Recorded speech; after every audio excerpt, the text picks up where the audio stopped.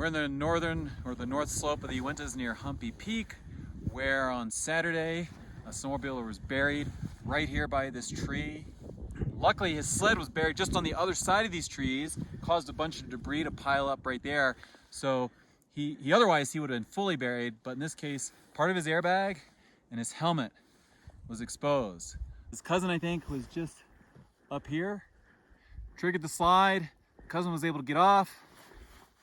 The other kid who was down there was parked, saw the avalanche coming, first tried to start his sled, realized he didn't have time.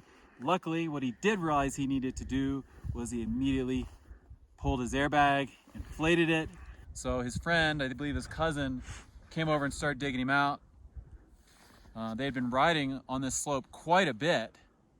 Nothing had happened before it broke. The kid was parked about 100 feet above us, maybe 75, got carried down to here.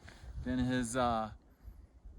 his cousin came down, started digging him out. Then at that time, his dad came riding up and started digging him out. Luckily, he was conscious, breathing, and unharmed. But an important point is that he reported once the avalanche hit him, he said there's no way he would have been able to pull his airbag and deploy it. So it was really important that as soon as he saw the avalanche coming, he didn't hesitate and he deployed his airbag. The layering here is pretty simple. This isn't the ground. The ground's about 2 feet below me here.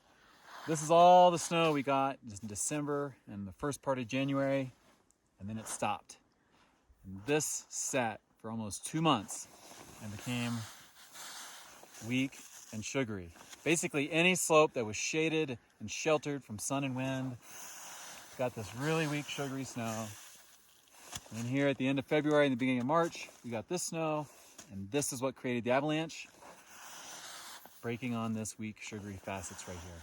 The real take-home point here is that they've been riding in this whole area for about an hour and hadn't seen any signs of instability. But with the weak layer we have, just knowing it exists, knowing we're getting avalanches like this, is our main red flag.